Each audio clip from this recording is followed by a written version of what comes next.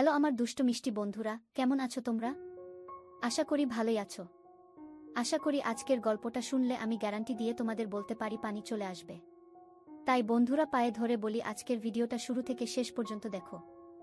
গল্পটি শেষ পর্যন্ত শোনার জন্য তোমাদের কাছে আমার বিশেষ অনুরোধ রইল।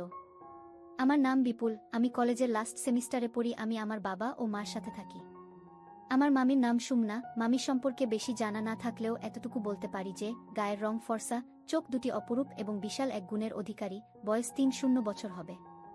কাহিনী শুরু হয় আমার সেমিস্টার পরীক্ষা শেষ হওয়ার পর থেকে। সেমিস্টার পরীক্ষা শেষ হওয়ার পরে মামা মামি তাদের বাড়িতে যেতে বলে। তারা সব সময় জেদ করত তাদের বাড়িতে যাওয়ার জন্য, কিন্তু তাদের বাড়িতে আমরা তেমন যেতাম না।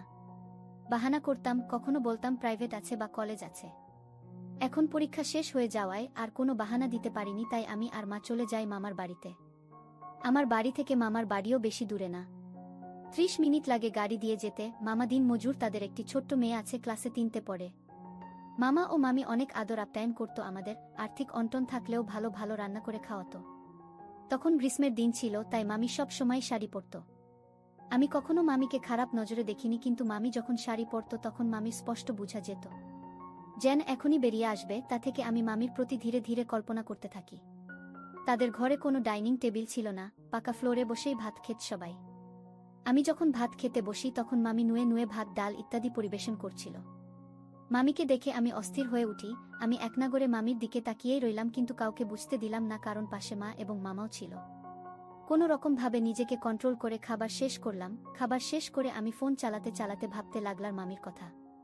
মা ও মামি মিলে বাসন ও কাপড় পরিষ্কার করতে লাগলো। মামাও কাজে চলে গেল। ছোট বোনটা চলে গেল স্কুলে। দুপুর গড়াতেই সবাই স্নান করে ঘুমিয়ে পড়লাম। টানা ৩ ঘন্টা ঘুমের পর চোখ খুলে দেখি মা পাশের বাড়িতে ঘুরতে গেছে এবং মামি টিভি দেখছে। তখন বাজে বিকেল ৫টা। বুঝলাম যে সবার দুপুরের খাওয়া দাওয়া শেষ, শুধু আমিই বাকি। আমি ঘুম থেকে উঠে গেছি দেখে মামি বলে ওঠে খাবারের কথা। আমি বসে পড়ি খেতে। খেতে বসে আমার মনে পড়ে যায় সকালের কথা, তাই আমি মামির দিকে না দেখার আপ্রাণ চেষ্টা করতে থাকি। ভেবেছিলাম মামি এখন একটু ভালো শাড়ি পরবে, কিন্তু যা ভাবলাম তার পুরো উল্টো হলো। মামি সকালের তুলনায় আরও বেশি বেসামাল ছিল, কিন্তু নিজেকে আটকালাম। যাই হোক, ঘরে আমি আর মামি একা থাকায় বিনা কোনো লজ্জায় আমি তাকিয়ে রইলাম, ভয় হওয়া সত্ত্বেও। আচমকা আমি বুঝতে পারি যে মামি কিছু একটা বুঝে ফেলেছে। মামি আমাকে দেখতে থাকে, কিন্তু আশ্চর্যের বিষয় যে বোঝার সত্ত্বেও মামি দুষ্টুমির নজরে আমার দিকে তাকিয়ে থাকলো কিছুক্ষণ। এইভাবেই ৩ দিন কেটে যায়। মামির এইসব কাণ্ড দেখে অনেক ইচ্ছে হতো, কিন্তু মামার বাড়িতে থাকায় পারলাম না, যদি কেউ দেখে ফেলে। যেহেতু মামা দিনমজুর ছিল, আর্থিক অবস্থা ও তেমন ভালো ছিল না, তাই তাদের ঘরে শুধু একটা মাত্রই খাট ছিল। খাটে সবাই ঘুমাতে পারবে না বলে রাতে আমি মা এবং ছোট বোন খাটে ঘুমাতাম এবং অন্যদিকে মামা মামি মাটিতে ঘুমাতো বিছানা করে। মোটামুটি ৩ দিন মামার বাড়িতে থেকে এবার যাওয়ার পালা। যাওয়ার কথা আগে থেকে না বলায় মামা মামি হঠাৎ চমকে উঠে, আরও ১-২ দিন থেকে যাও, বাড়িতে তো তেমন কোনো কাজ নেই। মা বলল, বিপুলের বাবা বাড়িতে একা, রান্নাবান্না ও তেমন করতে পারেন না। মামি বলল, ১-২ দিন আরও থাকলে তেমন কিছু হবে না। মা বলল, ৩ দিন তো থেকেছি, আর থাকা যাবে না। মামি বলল, তাহলে বিপুল ১-২ দিন আরও থাকবে। মা বলল, ও থাকতে চাইলে থাকতে পারে। মামি বলল, ও আরও ১-২ দিন আমাদের বাড়িতে থাকবে। আমি কিন্তু করলেও মনে মনে আনন্দ হচ্ছিল এটা ভেবে যে আরও ১-২ দিন থাকতে পারব। আর যদি ভগবান সহায় হয় তাহলে আরও বড় কোনো ঘটনা ঘটতে পারে, এই ভেবে ভেবে আমি মনে মনে অনেক খুশি হলাম। সন্ধ্যা নাগাদ মা বাড়িতে চলে গেল। আমি মামা মামি এবং আমার ছোট মামাতো বোন মিলে লুডু খেলতে লাগলাম এবং আড্ডা দিতে লাগলো সময় কাটানোর জন্য। এমন অবস্থাতেও বারবার চোখ মামির দিকেই যাচ্ছিল, মামিও আমার দিকে তাকাচ্ছিল। রাত ১২টা নাগাদ আমরা খাবার দাওয়া শেষ করে ঘুমতে গেলাম। আজ মা না থাকায় আমি আর ছোট বোন খাটে শুয়ে পড়লাম। মামা মাটিতে বিছানা করে শুলো, কিন্তু কিছুক্ষণ পরেই বুঝতে পারলাম যে মামি অসুস্থতার বাহানা দিয়ে খাটে শুয়ে পড়ল।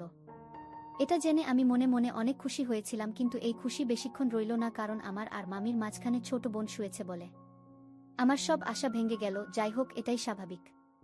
এসব কথা ভাবতে ভাবতে কখন যে ঘুম লেগে গেল বুঝতেই পারলাম না। আজ রাতে একটা আশ্চর্যকর বিষয়, রাত প্রায় ৩টা নাগাদ আমার হঠাৎ ঘুম ভেঙে গেল। উঠে দেখলাম যে ছোট বোন আমার আর মামি মাঝখানে নেই, উল্টো মামি আমার আর ছোট বোনের মাঝখানে শুয়ে আছি। কিছুই বুঝতে পারলাম না, তবে মনে মনে অনেক খুশি হলাম। তারপর আনন্দে আমার শক্ত হয়ে উঠেছিল, আর কিছু না ভেবে ধরলাম, কিন্তু কেন জানি আমার সন্দেহ হচ্ছিল যে মামি এখনো জেগে আছে, তাই ভয়ে কিছু না বলে শুয়ে পড়লাম। পরের দিন সকালে উঠে আমি মামির চোখে চোখ মিলাতে পারছি না। আমি আড়াল হয়ে থাকার চেষ্টা করছিলাম, কিন্তু মামি আমার দিকে দুষ্টু চোখে তাকাতে থাকে। এটা দেখে আমি বুঝতে পারি আমার মামির মনে কিছু একটা চলছে। গতকাল তাতে নিশ্চয়ই মামি জেগেছিল আর সবকিছু বুঝতে পেরেছিল, কিন্তু এটা জেনে আমি খুশি হব না ভয় পাব সেটা ভেবে পাচ্ছিলাম না। সকালের খাবার শুরু হলো। অন্যান্য দিনের মতো আজকেও আমি মামির দিকে দেখার চেষ্টা করছিলাম, কিন্তু দেখার সাহস পাচ্ছিলাম না। মামি আমার দিকে তাকিয়ে রইল আর মুচকি মুচকি হাসতে লাগে। খাবার শেষ হওয়া মাত্রই মামা কাজে চলে গেল এবং ছোট বোনটি স্কুলে চলে গেল। এভাবে কিছুক্ষণ পর ঠিক দুপুর 1টা নাগাদ মামি স্নান করতে গেল। ঠিক কিছুক্ষণ পর মামি হঠাৎ আমাকে ডাক দিল, বিপুল, আমার কাপড়গুলো সোফাতে রাখা আছে, একটু দিয়ে যাও তো। এই কথা শুনে আমি মামির কাপড়গুলো নিয়ে বাথরুমের দিকে গেলাম। বাথরুমের দরজাটাও পুরো খোলা ছিল। গিয়ে যা দেখলাম তাতে আমার কান গরম হয়ে গেল। কাপড়গুলো কোনোরকম ভাবে দিয়ে আমি চলে গেলাম। কিছুক্ষণ এইসব কথা ভাবার পর বুঝতে পারলাম মামি ইচ্ছা করে ওই জিনিসটা করেছিল। একটাই কল্পনা ছিল, সেটাও চলে গেছে। তারপর ভাবলাম এমন সুযোগ আর আসবে না। আমার কপাল ভালো ছিল। সন্ধ্যার দিকে মামা এবং ছোট বোন মিলে বাজারের সাংস্কৃতিক অনুষ্ঠান দেখতে চলে যায়। মামা আমাকে ও মামিকেও যেতে বলেছিল, কিন্তু মামি যখন বারণ করে দেয় আমিও তখন যাব না বলে বারণ করে দেই।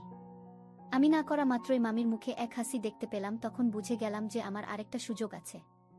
তারপর কিছুক্ষণ আমরা একে অপরের দিকে দেখতে থাকি এবং মুচকি মুচকি হাসতে থাকি। এরই মধ্যে কারেন্ট চলে যায়। কারেন্ট চলে যাওয়ার সত্ত্বেও মামি লাইট জ্বালানোর কথা কিছু বলল না, চুপচাপ এক জায়গায় দাঁড়িয়ে রইল। ততক্ষণে আমি বুঝে গেলাম এই সেই সুযোগ যেটার জন্য আমি এতদিন অপেক্ষা করছিলাম। অন্ধকার ঘরে কোনোরকম ভাবে আমি মামিকে খুঁজে পেলাম। মামির কাছে যাওয়া মাত্রই ধরলাম। মামি কোনো বাধা দিল না। এভাবে কিছুক্ষণ পর মামি রেগে উঠে গিয়ে টর্চ লাইটটা জ্বালিয়ে দেয়া। এটা জ্বালা মাত্রই আমি প্রথম মামিকে স্পষ্ট দেখতে পেলাম। মামির মুখ দেখে বোঝা যাচ্ছিল যে মামি পাগল পাগল হয়ে আছে। আমরা দুজনেই চুপ, কোনো রকম কথা বলছি না। পুরো ঘরে যে এক বিষণ্ণতার ছায়া নেমে এসেছে। একটা ছোট্ট লাইটের আলো ছাড়া আর কিছুই নেই। আমরা শুধু একে অপরের দিকে তাকিয়ে আছি। এরপর মামি ঘর থেকে বের হয়ে গেল। আমি এটা দেখে আশ্চর্য হলাম এবং তাড়াতাড়ি ঘর থেকে বেরিয়ে মামিকে খুঁজতে লাগলাম, কিন্তু অন্ধকার থাকার কারণে পেলাম না। মনে দুঃখ ও ভয় নিয়ে আবার ঘরে ফিরে এলাম আর ভাবতে লাগলাম এখন কি হলো আমার সাথে। যদি মামি মামাকে সব কথা বলে দেয়। এসব কথা ভাবতে ভাবতে কিছুক্ষণ পরে হঠাৎ কারেন্ট এসে পড়ল। কারেন্ট আসার কিছুক্ষণ পরেই মামিও ঘরে চলে এলো। মামির সাথে মামা এবং ছোট বোনটাও এসে পড়ল। এটা দেখে আমি ভয় পেয়ে গেলাম যে মামি বোধ হয় মামাকে কিছু একটা বলে দিয়েছে। এই ভেবে আমার ভয় পুরো শরীর ঠান্ডা হয়ে গেল। তখনই মামা আমার পাশে এসে বসল। এবার আমার সন্দেহ যেন বাস্তব রূপ নিতে লাগল। ভাবতে লাগলাম মা জানতে পারলে কি হবে। তখনই মামা বলে ওঠে, তুই যদি অনুষ্ঠানে যেতিস তাহলে বড় মজা হতো। মামার এই কথাগুলো শুনে আমি একটু হাফ ছেড়ে বাঁচলাম। ভয়ে দূর হলো আর বুঝলাম যে মামি মামার কাছে কোনো কিছুই বলেনি। আমি বললাম, শরীরটা ভালো লাগছিল না, তাই যেতে মন করেছিল না। মামা বল, যাই হোক, এই দেখ তোদের জন্য রোল আর চাউমিন নিয়ে এসেছি। তাড়াতাড়ি ঘণ্টাখানেক পর রাতের খাবার দাবার সেরে সবার আগে শুয়ে পড়লাম অন্যান্য দিনের মতো। মনে মনে এটা ভাবছিলাম যে মামি হয়তো আজ আমার সাথে ঘুমোবে না। এইসব ভাবতে ভাবতে আমার কখন যে চোখ লেগে গেল বুঝতেই পারলাম না। অন্যান্য রাতের মতো আজকেও 2টা নাগাদ আমার ঘুম ভেঙে যায়।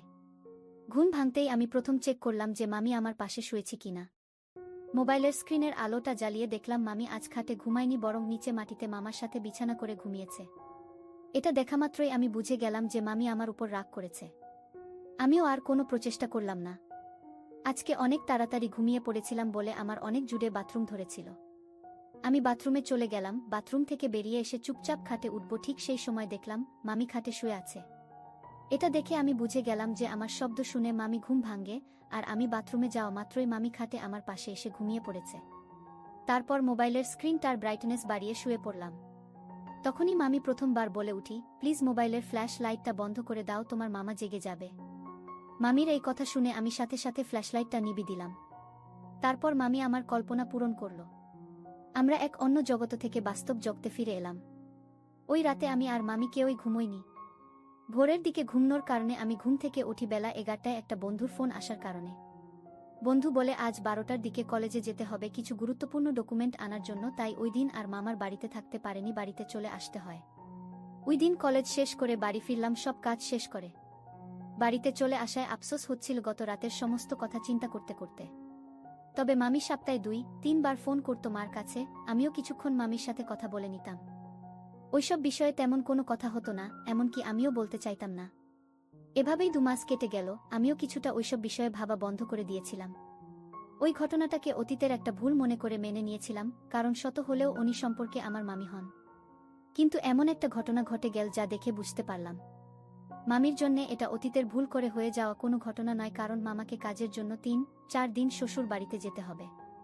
মামার শ্বশুর বাড়ির লোকেদের কাজ করাতে হলে মামাকে বলেন মামার শ্বশুর বাড়ি যাবে শুনে আমার মামাতো বোনটাও বায়না করতে লাগলো দাদুর বাড়িতে যাওয়ার জন্য।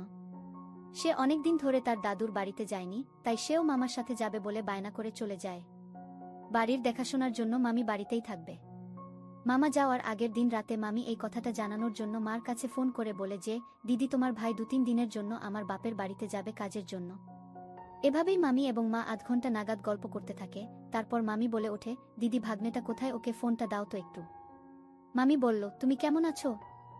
আমি বললাম, হ্যাঁ ভালো আছি, তোমরা কেমন আছো? মামি বলল, আমরাও ভালো আছি, কাল ফ্রি হলে আমাকে একটা ফোন করো। আমি বললাম, কেন, কোনো কাজ আছে নাকি? এটা বলতে বলতেই মামি ফোনটা কেটে দিল।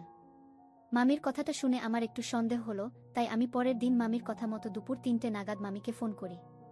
হ্যালো মামি, আপনি ফোন করতে বলেছিলেন? আজ রাত তুমি আমাদের বাড়িতে আসতে পারবে? আমি বললাম, কেন, কোনো কাজ আছে কি? মামি বলল, কাজ আছে বলেই তো বলছি। আমি বললাম, কি কাজ?